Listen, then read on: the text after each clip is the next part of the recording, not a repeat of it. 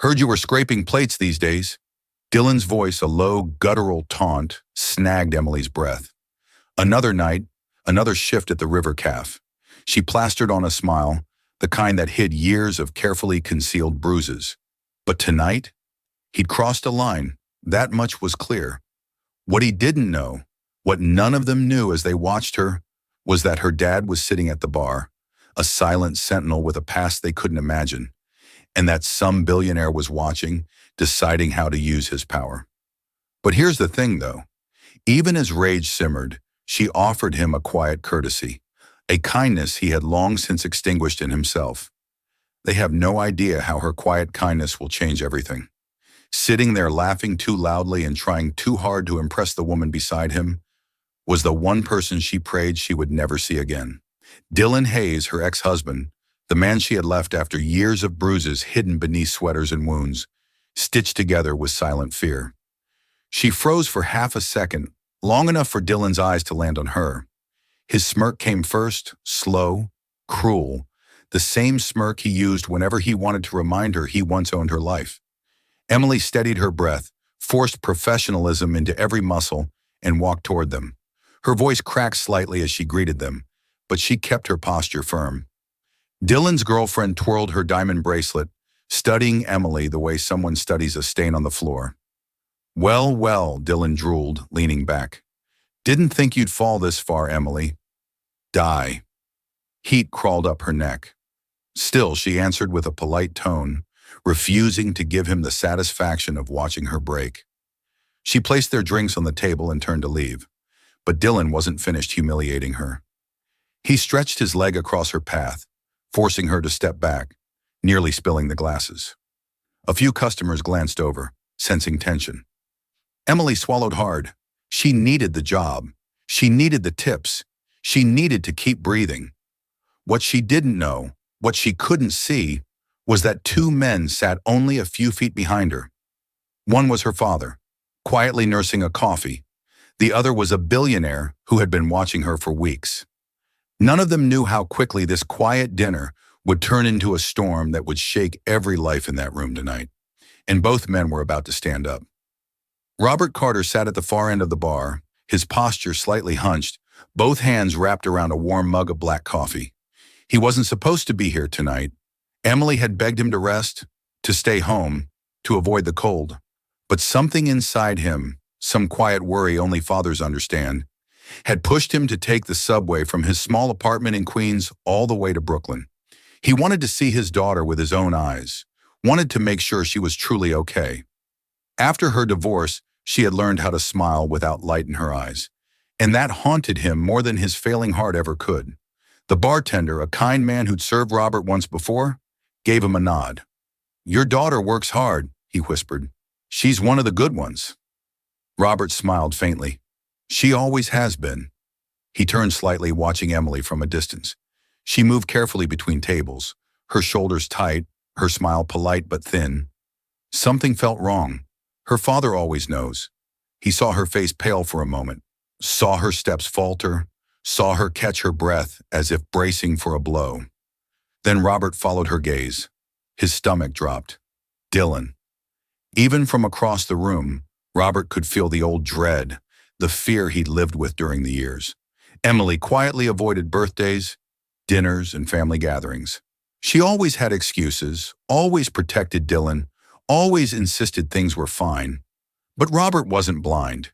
He had seen the shadows under her eyes, the small tremors in her hands, the way she flinched when someone raised their voice. And now that same man sat only a few feet from her, laughing loudly, while Emily kept her head down like a frightened child. The mug shook in Robert's grip. He wasn't a strong man anymore.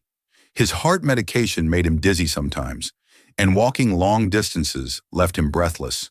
But seeing Dylan there smirking, taunting, taking pleasure in his daughter's discomfort, ignited a fire he thought age had extinguished. He stood up slowly, every bone protesting. The bartender touched his arm. "Sir, are you all right?" "No," Robert whispered, his voice trembling with something fierce and old. "That man has hurt my daughter for the last time." He took one unsteady step toward Emily, and then he saw Dylan rise from his chair. Alexander Morgan had chosen the River Cafe for one simple reason. It was the only place where he could eat without a board member interrupting him. He sat alone at table 8, a quiet corner with a perfect view of the Manhattan skyline. His iPhone rested beside his plate, screen dim, alerts piling up from investors and executives waiting for decisions only he could make. But tonight, he wasn't thinking about mergers or stock forecasts. His eyes kept drifting to the young waitress with the gentle smile, the one who always treated him like a normal man instead of a headline. Emily. He didn't know much about her, only what he'd observed. She worked hard. She listened carefully. She had a softness in her voice that reminded him of a life he used to have before money made everything loud. She never flirted with him the way others sometimes did when they recognized him. She simply served him with a quiet professionalism that made him curious. But tonight, something was different. As Emily approached table 12, Alex noticed the stiffness in her shoulders. Her hands trembled slightly as she carried the glasses. He saw her pause just for a moment before greeting the man seated there. And even from where he sat, Alex caught the sharp shift in the air, the kind of shift that happens when history isn't finished hurting someone. He didn't know the man, but the way Emily's face drained of color told him everything he needed to know. He set down his fork slowly. Alex had built his empire on reading people, investors, competitors, partners. In seconds, he could sense danger or deceit, and the man smirking at Emily radiated both. His posture screamed arrogance. His voice carried enough venom that even nearby tables glanced over. Alex leaned back slightly, watching. He wasn't the type to intervene in strangers' personal matters. That was messy, emotional, unpredictable, the opposite of the world he lived in. But when Emily flinched as the man blocked her path with his leg, something inside. Alex shifted, his jaw tightened. His hand curled into a slow fist on the white tablecloth. The waiter who usually served him walked by. "Everything all right, Mr. Morgan?" Alex didn't answer. His eyes stayed locked on Emily. Then he saw her father stand up at the bar, trembling with anger. The billionaire straightened, heart pounding in a way he hadn't expected. Something terrible was about to happen, and Alex knew he couldn't just sit still anymore. Emily steadied herself as she placed the wine bottle on Dylan's table, hoping her hands wouldn't betray the storm rising inside her. Dylan leaned back, one arm draped over the booth like he owned the entire restaurant. His girlfriend, a woman with perfect curls and a designer clutch, looked Emily up and down with thinly veiled disdain. Emily forced a polite smile, but Dylan's voice cut through it instantly. "Well, look at this," he said loudly, making sure nearby tables could hear. "Eiley Carter serving drinks. Didn't think you'd land so low." Emily inhaled slowly. "What can I get for you tonight?" Dylan smirked. "Oh, come on, be friendly. We were married, remember? You used to talk more than that. Mostly apologies." The words hit like stones. Emily felt heat rise to her cheeks, but she stayed composed. His girlfriend gave a fake laugh. "She was your wife? You didn't tell me that. I mean, she seems nice, but not really your type." Dylan shrugged. "People change. Some go up, some go down." Emily's grip tightened on her notepad. She turned to walk away, but Dylan kicked his chair back, blocking her path. She stumbled slightly, steadying herself before she spilled anything. A few customers looked over, whispering. "Oops," Dylan said casually. "You should be more careful. These floors can be slippery when you're not paying attention." Emily's pulse quickened. "Please move your chair." "And if I don't," he challenged, grinning as if daring her to argue. His girlfriend shifted uncomfortably. "Dylan, maybe don't start something." "Oh, relax," he snapped. "She's used to it." Emily felt the familiar terror crawl up her spine. Old memories, old bruises, old silence. She swallowed hard and forced herself to look him in the eyes. "Move the chair," she said softly. Dylan smoked wider. There it is, that little voice always shaking behind Emily unnoticed. Her father took another step forward, his breath unsteady. Across the room, Alex Morgan leaned forward, sensing the air tighten. Emily tried to step around the chair, but Dylan suddenly pushed it farther out, making her jerk backward. Glassware clinked. Someone had gasped. Dylan stood up slowly, towering over her, his smile turning sharper. The entire restaurant felt the tension tighten, like a pulled wire. And that was the moment every disaster in her life began returning at once. Emily tried to step back, but Dylan followed her with slow, deliberate steps, the kind of steps meant to intimidate. The restaurant's warm glow suddenly felt too bright, exposing her fear like a spotlight. His girlfriend shifted uneasily in her seat, sensing something she hadn't expected when she agreed to this dinner. Conversations around them softened. Forks paused midair, and a few diners leaned closer, pretending not to stare. Dylan tapped a finger against Emily's shoulder. Not hard, but enough to make her flinch. "See?" he said loudly. "Same little reaction. You'd think after all these years you'd grow a backbone." Emily clenched her jaw. "Please sit down. I'm working." "Oh, I know," he said, lifting his voice again. "We all can see that." He waved an exaggerated arm toward her apron, toward the tables, toward the life she had rebuilt piece by piece. "Guess this is what you get for walking out on your husband." "Huh?" The word husband sliced through her. Emily stepped aside, hoping to create distance, but Dylan grabbed a napkin dispenser and slammed it back onto the table. The sharp clatter echoed across the room. His girlfriend jumped. "Dylan, stop," she whispered. "People are looking." "Good," he snapped. "Let them look. Maybe they'll understand what I dealt with." Emily's voice shook. "Don't do this, Lee." "What? Tell the truth." He raised his eyebrows mockingly. "You were useless, Emily. Couldn't cook. Couldn't clean. Couldn't." "That's enough," she whispered, almost pleading. But Dylan only laughed. A cold, hollow sound that made Emily's skin crawl. "Oh, look. She's going to cry. Just like old times." A waiter nearby froze, unsure whether to step in. The manager peeked from behind the host stand, hesitating. No one moved fast enough. Emily tried to leave, but Dylan suddenly pushed the table with his knee, blocking her path again. His girlfriend scooted farther away, eyes wide now, mascara trembling on her lashes. "Dylan, seriously," she hissed. "You're scaring her." "Oh, please, she should be scared." He leaned close, his breath sour with whiskey. "She knows what happens when she embarrasses me." The words hit her like ice. Across the room, Robert's hand slipped from the bar counter, fury overtaking fear. Alex rose halfway from his seat, his expression darkening. Emily tried one more desperate step. Dylan's face twisted, and then he lifted his leg. Emily barely had time to step back before Dylan's foot connected with her cheek, sending her crashing onto the polished wooden floor. A sharp gasp swept through the restaurant as glasses rattled and a nearby couple stood halfway from their seats. Emily tasted blood on her lip, warm and metallic, something she hadn't felt since the darkest nights of her marriage. Her vision blurred for a moment, but the sound of her father shouting her name cut through the haze. Robert rushed toward her, each step slow and painful, but his anger made him move faster than his frail heart usually allowed. Dylan didn't flinch. Instead, he smirked down at Emily as if she was something he had stepped on. "Get up!" he snapped loud enough for half the restaurant to hear. "Don't lie there acting like I hurt you." Emily pushed herself upright, her hands trembling as she wiped the blood from her jaw. She felt the attention of the entire room pressing against her like heat. But humiliation wasn't the only thing burning in her chest. Anger rose quiet, steady, and long overdue.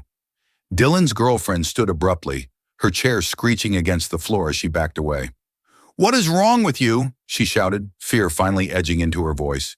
But Dylan ignored her, his attention locked on Emily, breathing hard like a man preparing for another strike. Robert reached Emily first, dropping to one knee beside her and touching her cheek with trembling fingers. "Sweetheart, look at me," he pleaded, his breath uneven as worry washed over him. Emily nodded weakly, but her gaze shifted past her father and landed on the man who had been quietly watching the entire scene unfold. Alex Morgan stood now, pushing his chair back with a controlled calm that felt more dangerous than raised voices or threats. His expression was unreadable, but his eyes, sharp, focused, unwavering, were locked on Dylan like a warning. The entire restaurant held its breath, waiting for someone, anyone, to take the next step. Dylan took one toward Emily. Emily braced herself, but before Dylan could reach her, Alex stepped between them with a calmness that silenced even the whispers. He didn't raise his voice or his fists. He simply placed himself like a wall no one dared challenge. Dylan hesitated, shocked as the room tightened. Something had shifted, and every witness knew the night was far from over. Emily steadied herself on shaking legs, feeling her father's hand gripping her arm, feeling the sting of the kick pulsing along her cheek. The room had gone silent, so silent that even the soft clink of a spoon at the far end felt like a shout. Dylan stood just a few feet away, chest rising and falling as he tried to regain his dominance. But he wasn't laughing anymore. Not when Alex Morgan stepped between them like a steel door clicking shut. Alex didn't touch Dylan. He didn't need to. His calm presence alone made Dylan's smirk fade into something smaller, something uncertain. "Back away," Alex said quietly, his voice low but carrying across the room. Dylan scoffed, though it came out weaker than he intended. "Who do you think you're talking to?" "A man who just assaulted a woman in public," Alex replied. And in front of dozens of witnesses, several diners nodded subtly. Someone whispered, "That's Alex Morgan." Another said, "The tech billionaire." Dylan blinked as if the name hit him harder than his kick hit Emily. He stepped back for the first time all night. Emily watched him, breathing fast, trembling, but something inside her shifted. She had lived years fearing him, shrinking around him, letting him shape her silence. But tonight, she wasn't alone. Her father stood beside her, a stranger. No, a man who had cared quietly for weeks now, shielded her. She looked at Dylan, really looked at him. The man who once convinced her she was small suddenly appeared pathetically tiny compared to the strength rising in her chest, and before anyone else could speak. Emily found her voice. "Dylan," she said, steady and clear, "your control over me ends tonight." A ripple went through the room.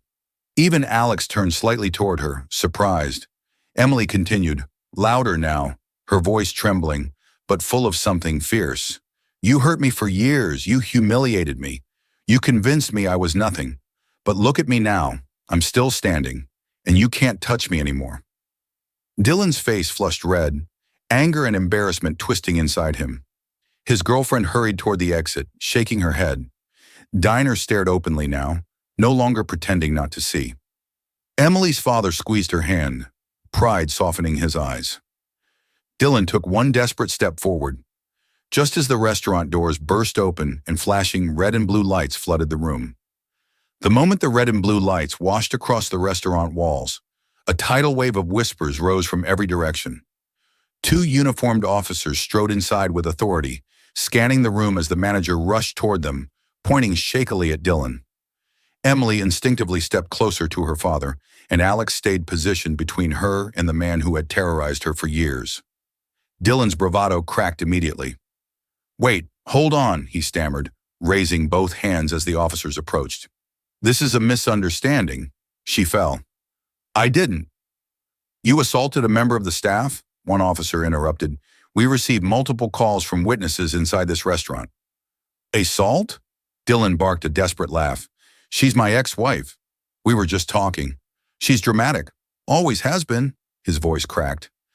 Ask anyone, but no one came to his defense. The elderly couple at table 9 pointed at him. A businessman in a suit raised his hand, saying he'd seen the entire attack. Even Dylan's girlfriend, now standing near the door, shook her head with disgust. "He kicked her," she said, her voice thin and trembling. "Hard!" Dylan spun toward her. "Brittany, don't lie like that." "I'm not lying," she shot back, stepping further away. "You're sick." The officers exchanged a look, then turned to Emily. "Ma'am, are you hurt? Do you need medical attention?" Emily touched her cheek, wincing at the soreness. She swallowed the panic rising in her chest. I'm okay, just shaken." Robert stepped forward, voice cracking. "She needs to be checked. He's hurt her before." Emily closed her eyes, her father's trembling voice slicing through her heart. She'd spent years hiding the truth from him, trying to protect him, but now the truth stood exposed in front of a full dining room. Dylan's desperation grew frantic. "You can't arrest me. I didn't do anything. This is ridiculous. You don't know who I know." Alex stepped forward just enough for the officers to recognize him. "I recorded the entire incident on my phone," he said calmly. "You'll want to add this to your report." The shift was immediate. Dylan's face went pale, his jaw slack. "No," he whispered. "No, no, don't do this." But the officers were already moving. They turned him around, pulled his arms behind his back, and snapped the cuffs into place. The restaurant watched in utter silence as Dylan Hayes, once untouchable in Emily's nightmares, was led out through the front door. And for the first time in years, Emily exhaled without fear. The restaurant slowly returned to a low hum as the police car's lights faded outside. But nothing inside the river cafe felt the same. Emily stood frozen in place, her breathing uneven, her hands trembling at her sides. She wasn't crying. She didn't have tears left for Dylan, but her body felt like it had been cracked open. Years of buried fear suddenly too heavy to hold. Robert reached her first. His hands, rough from decades of factory work, cupped her face with a gentleness that made her knees weaken. "My baby girl," he whispered, searching her eyes for the lies she used to tell him. "I'm fine, Dad. Everything's okay." But tonight, there were no lies left to hide behind. "I'm sorry," Emily choked out, her voice breaking. "I never wanted you to see any of this. I didn't want you to worry."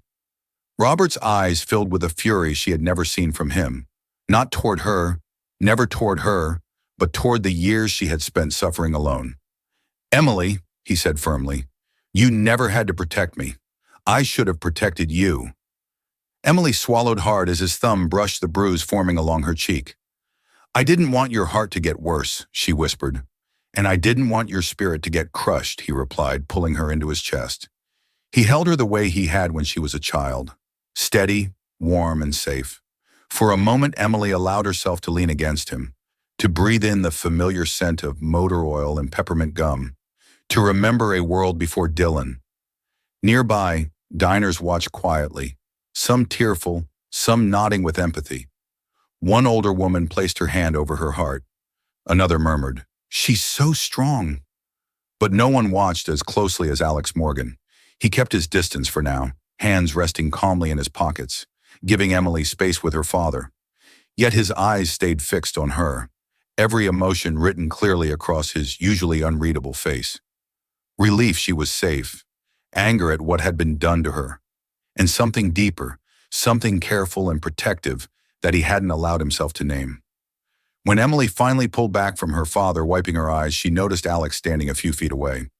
Their gazes locked. Something unspoken passed between them, something that made her chest tighten in a different way, gentler, warmer.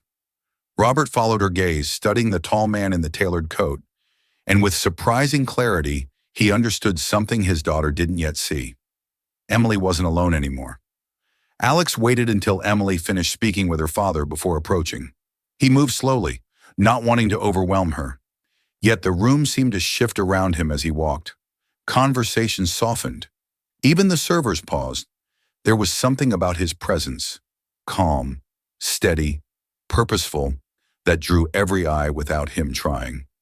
Emily straightened, brushing her hair behind her ear, visibly embarrassed by the bruise forming on her cheek. "Mr. Morgan, you didn't have to get involved." Alex stopped just a foot away, his voice low, warm, and impossibly gentle. "Then I'm glad I did." Robert stepped forward, extending a hand. "You're Alex Morgan, right? I've seen your interviews." Alex shook it respectfully. "Yes, sir. And you must be Emily's father." Robert's voice wavered. "Thank you for protecting my girl." Alex glanced at Emily again, and something in his eyes softened. "Sir," she protected herself. "I only stood where anyone decent should have." Emily's breath caught. No one had ever spoken about her strength like that. Not even her family. The manager hurried over, wringing his hands nervously. "Mr. Morgan, we're so sorry you had to witness that. Your meal is on the house tonight. And Emily, you can take the rest of the shift off. We'll still pay you." Emily shook her head. "I'm okay."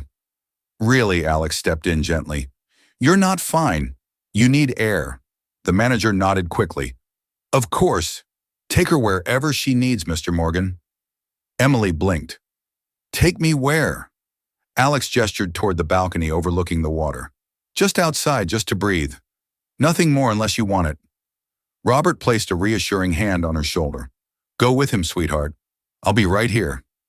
Hesitation flickered in her eyes, but something about Alex, His calm, his steadiness, the way he didn't push, felt safe in a way she hadn't known in years.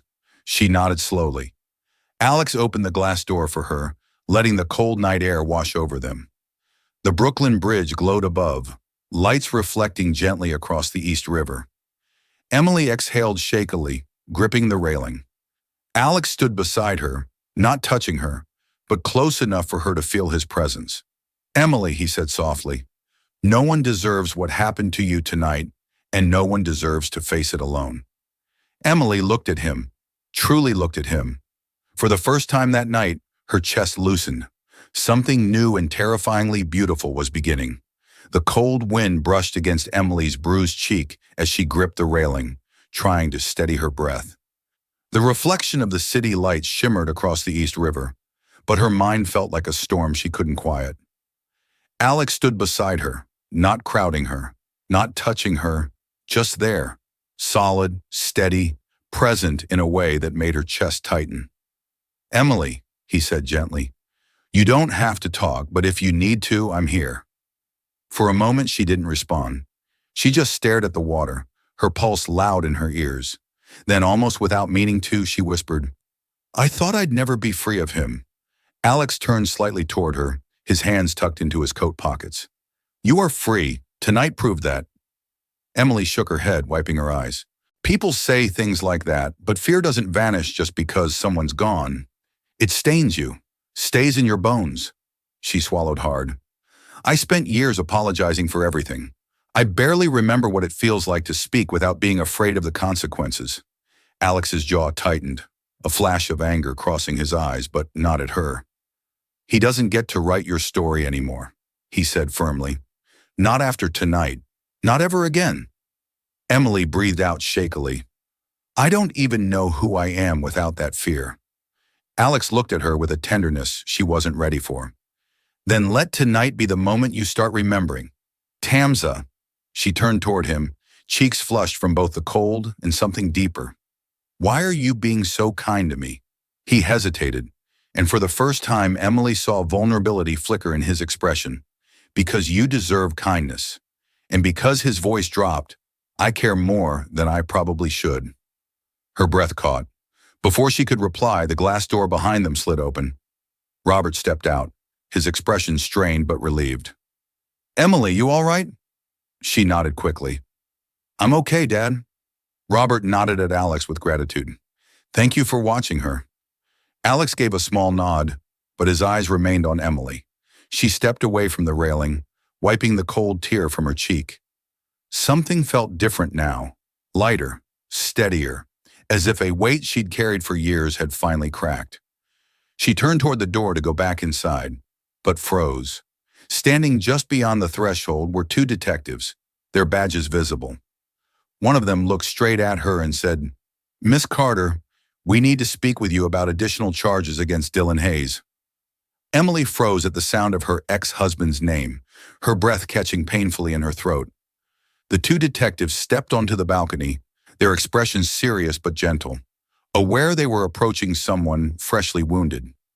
Robert instinctively moved closer to his daughter, protective even in his frailty. Alex shifted just a little, positioning himself beside her like a quiet shield.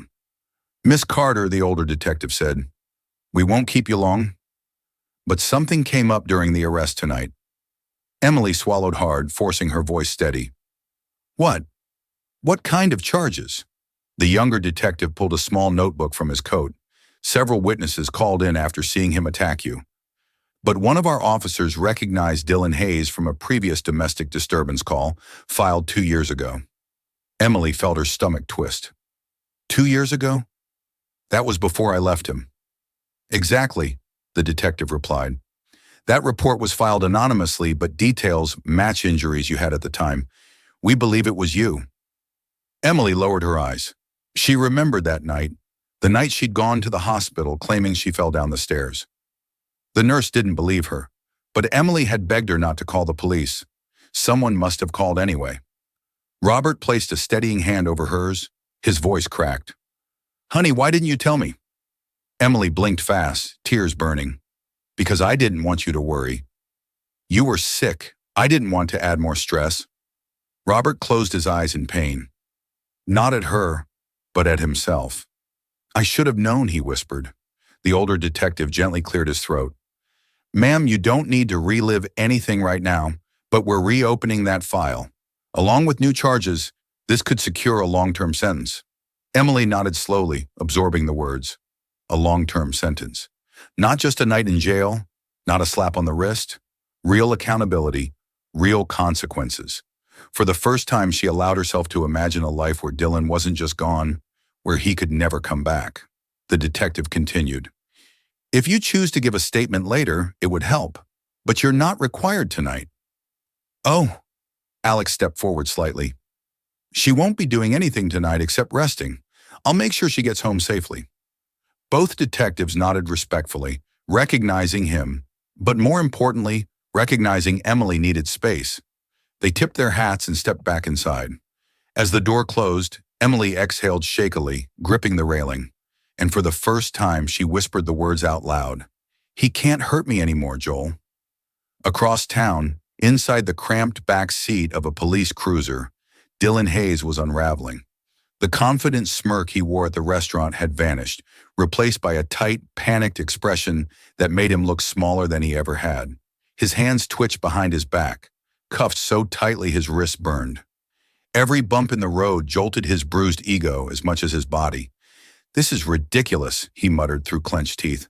My ex-wife set me up. She's manipulative. She always has been. The officer in the front seat didn't even turn around. Save it for your lawyer. Dylan's jaw clenched harder. You don't get it. She lies. She likes playing the victim. The second officer finally glanced back, unimpressed. We watched the security footage, Hayes. She didn't lie about anything. That hit him harder than Emily's fear ever had. Footage. He knew what that meant. His mind raced. That billionaire Morgan, whatever his name was, he must have recorded it. And everyone in the restaurant sided with her, even Brittany. Brittany, who had run out without looking back. He swallowed hard, the truth tightening around him like iron. He was alone. At the precinct, the officers pulled him from the car and walked him through the bright, cold hallway. Every step echoed painfully.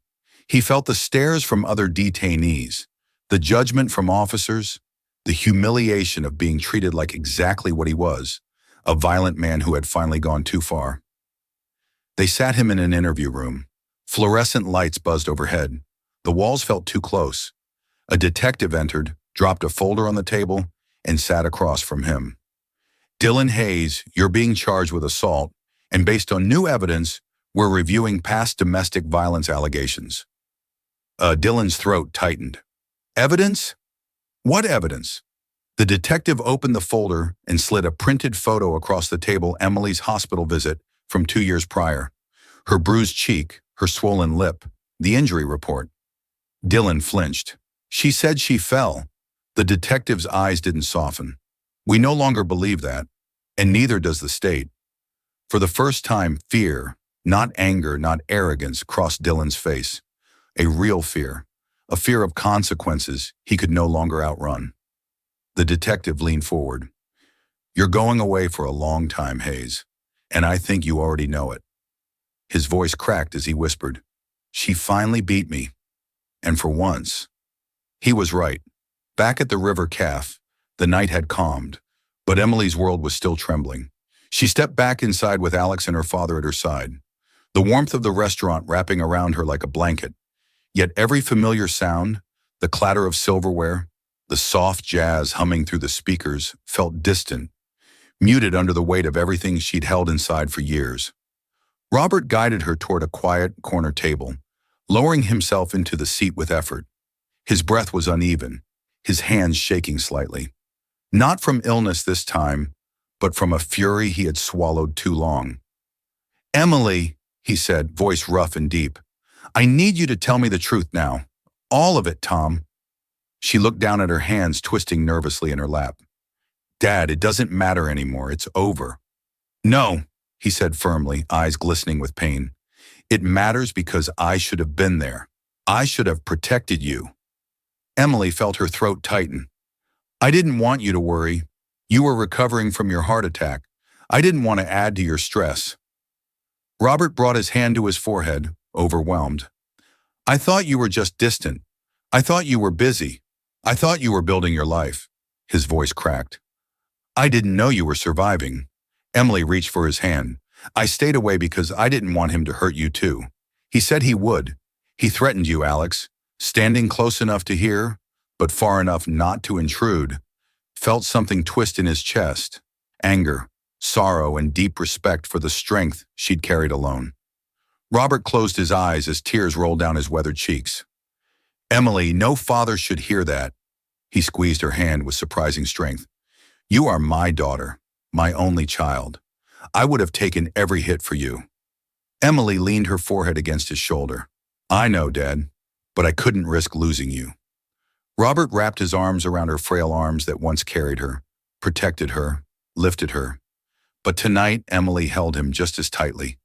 When they finally pulled apart, Robert looked at Alex for the first time with steady, evaluating eyes. You stood up for her, he said quietly. Alex nodded. I would again, every time. Robert studied him for a long moment, then nodded back as if granting silent permission, something deeper, more meaningful than words. Emily looked between the two men. For the first time in years, she didn't feel afraid. She felt safe and seen and finally not alone. The manager offered Emily the rest of the night off, but she shook her head. If I go home now, I'll fall apart, she whispered. I need a moment, just to think. Alex stepped forward, his voice calm but unmistakably firm. You don't need to stay here. Come sit somewhere quiet. I'll make sure no one bothers you.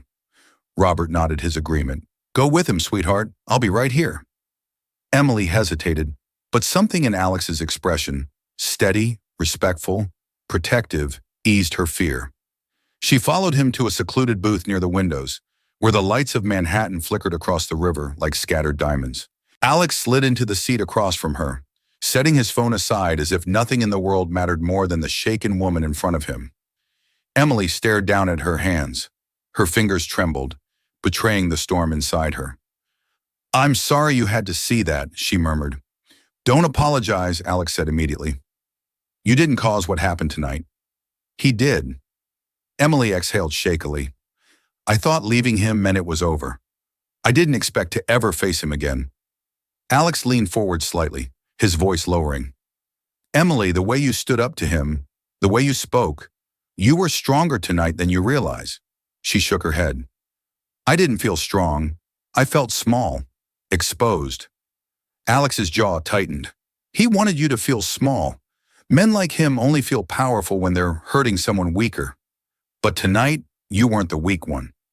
Emily looked up, eyes shining with uncertainty. I wasn't. No, Alex said softly.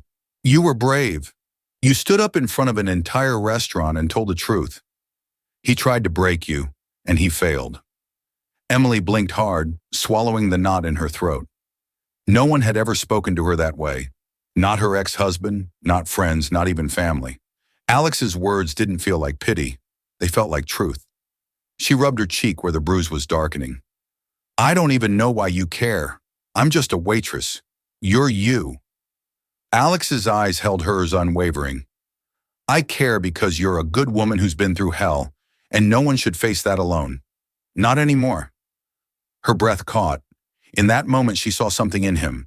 She hadn't dared look for warmth, sincerity, maybe something deeper. Before she could speak, her father approached, a small smile tugging at his tired face. You two all right? He asked. Emily nodded slowly. For the first time in a very long time, she almost believed she might be okay. Emily sat quietly in the booth, her hands wrapped around a glass of water she hadn't touched. The adrenaline had faded, replaced by a strange mix of exhaustion and disbelief. Alex remained across from her, watching her with a calm vigilance, as if ready to step in the moment the world tried to hurt her again. Robert took the seat beside her, still rubbing his chest now and then, but refusing to leave her side. A soft knock on the table made all three look up. The restaurant manager approached nervously, holding a small USB drive. Emily, he said gently. The security team pulled the footage. Everything that man did is on camera. Emily's breath caught. All of it? Every second, he confirmed. And Mr. Morgan asked us to make a copy. He said, "It might help you." Emily turned to Alex, stunned. Alex nodded calmly. No judge can ignore what he did, and no lawyer can twist the truth if we put it in front of them exactly as it happened. Robert exhaled shakily. This means he won't get away with it this time. Emily stared at the little USB drive, overwhelmed. That tiny piece of plastic held years of unspoken pain finally visible, finally undeniable. "I don't even know where to start with something like this," she whispered. "You don't have to start alone," Alex replied. "I already made some calls. My legal team is prepared to help you file a restraining order, add evidence to the domestic violence charges, and protect you long term." Emily blinked rapidly, stunned. "Your legal team?" "Alex, I can't afford anything like that." Alex shook his head. "You don't owe me a cent. This is about justice, not money." Robert placed his hand over Emily's. "Sweetheart, let someone help you. Let someone finally help you." "Huh?" Emily looked between her father and Alex, her chest tightening. She had spent so long surviving on her own that the idea of accepting support felt foreign, almost frightening. And yet something in Alex's steady, quiet certainty calmed the panic rising inside her. Alex reached into his coat pocket and placed a small business card on the table. "My attorney's direct number. Call him tomorrow. He'll handle everything." Emily traced the raised letters with her thumb. It felt unreal, powerful, like the first real step toward reclaiming her life. "Thank you," she whispered. Alex's expression softened. "You deserve more than thanks, Emily. You deserve to be safe." Before she could respond, the manager added quietly, "And the footage caught something else, something important." Emily's heart skipped. "You're going to want to see it." The manager motioned for them to follow him toward the back office. Emily hesitated, glancing nervously at her father, then at Alex. Both men nodded, silently, promising they wouldn't leave her side. With a slow breath, she stood and walked with them through the narrow hallway, her heart pounding with every step. Inside the small security room, the dim glow of monitors lit the walls. The head of security, a broad-shouldered man with kind eyes, clicked a file open on the main screen. "We reviewed the footage," he said softly. "There's something you should see less." Emily braced herself, expecting to relive the moment Dylan kicked her. But instead, the video showed something else, something from earlier that evening. It was footage of Dylan sitting at the table with his girlfriend. He wasn't laughing. He wasn't drinking. He was arguing with her. His gestures were sharp, impatient. His voice, though muffled, was clearly threatening. The girlfriend kept glancing toward the restroom, fear flickering in her eyes long before Emily ever approached the table. Robert leaned forward, frowning. He was already worked up. The video jumped to another camera angle showing Dylan pacing near the entrance before he ever sat down. His jaw was clenched, his behavior erratic. He looked unhinged, boiling with anger. This wasn't about seeing Emily. Unexpectedly, he'd come in angry. Alex crossed his arms, eyes narrowing. He came here looking for trouble. Then the next clip loaded. This one punched Emily straight in the chest. It showed Dylan following her into the narrow side hallway earlier in the night. Something Emily hadn't noticed. She had gone back there to stack fresh menus, unaware he'd been watching her. He had stepped close, inches from her, whispering something in her ear before quickly walking away when another server appeared. Emily covered her mouth. I didn't know he followed me." The security chief spoke gently. He whispered, "You'll regret leaving me. We enhanced the audio." "Ah!" Robert surged forward, fury in his eyes. He threatened her before the attack. Alex's jaw tightened so sharply the muscle twitched. "This isn't a simple assault. This is premeditated intimidation." Emily felt the room tilt. All this time, she thought the public attack was the worst part, but Dylan had been hunting her long before anyone saw it. The security chief turned toward her, voice steady. "This footage makes your case much stronger. With this, the DA will push for maximum sentencing." Emily inhaled shakily, her voice barely a whisper. "He planned to hurt me, and now they'll finally see it." When they left the security room, the restaurant had quieted, the late-night crowd thinning as the lights dimmed slightly for closing. Emily stepped outside onto the riverside walkway, needing air that didn't taste like fear, needing space where memories couldn't choke her. The cold breeze brushed against her bruised cheek, but for the first time the sting didn't send her spiraling. It reminded her she was still here, still standing. Robert followed slowly, easing himself onto a nearby bench overlooking the glittering Manhattan skyline. He looked tired, older than he had an hour ago, but his eyes held something new relief. "Come sit, sweetheart," he said softly. Emily joined him, leaning her head against his shoulder. For a few seconds, neither of them spoke. The river lapped quietly below, the bridge lights dancing across its dark surface. After a long breath, Robert whispered, "I wish I could take that bruise from you." Emily smiled faintly. "You've already taken the worst of it from my heart." A soft crunch of footsteps approached. Alex stopped beside them, hands in his coat pockets, his breath visible in the cold night air.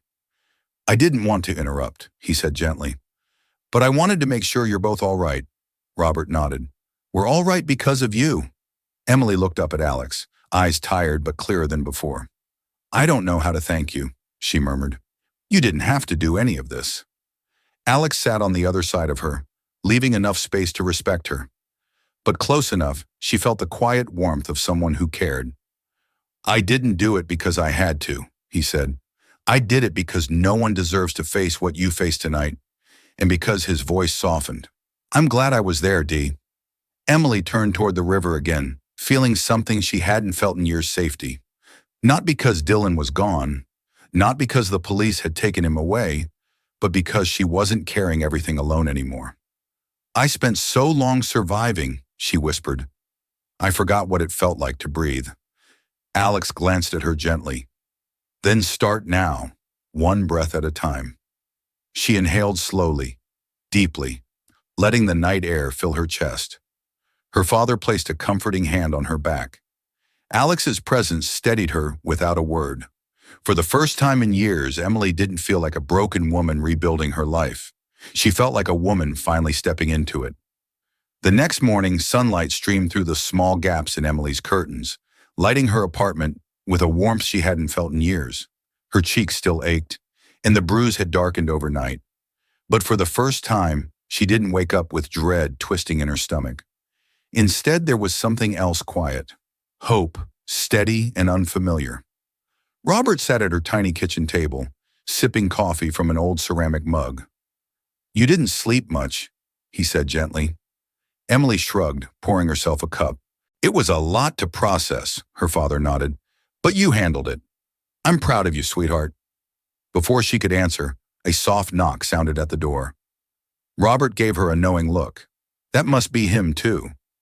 Emily's pulse quickened, not with fear, but with something warm. She opened the door to find Alex standing there, dressed in a simple gray coat, holding a small paper bag. "Good morning," he said softly. "I brought breakfast. Figured you probably didn't feel like cooking."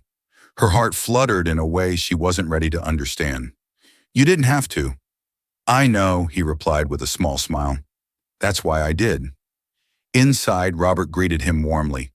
Alex placed the bag on the table: bagels, cream cheese, and 2 fresh cups of coffee from a small Brooklyn cafe. Nothing fancy, nothing pretentious, just thoughtful. They ate together quietly until Alex cleared his throat. "Emily, there's something else I wanted to talk to you about." She looked up, nervous. "What is it?" He slid a small folder across the table.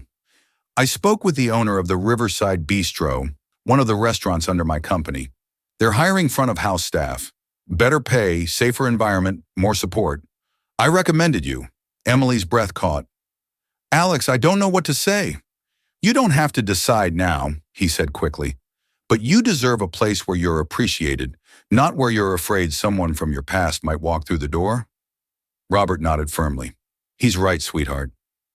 You need a fresh start." Emily opened the folder.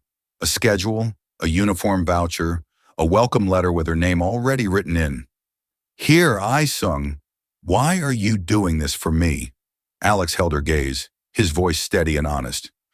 "Because you've spent years surviving. I want to see what your life looks like when you get the chance to live." Emily's breath trembled. This wasn't pity, it was possibility. and for the first time she stepped toward it. 3 months passed, and the world Emily once feared began to rebuild itself piece by piece.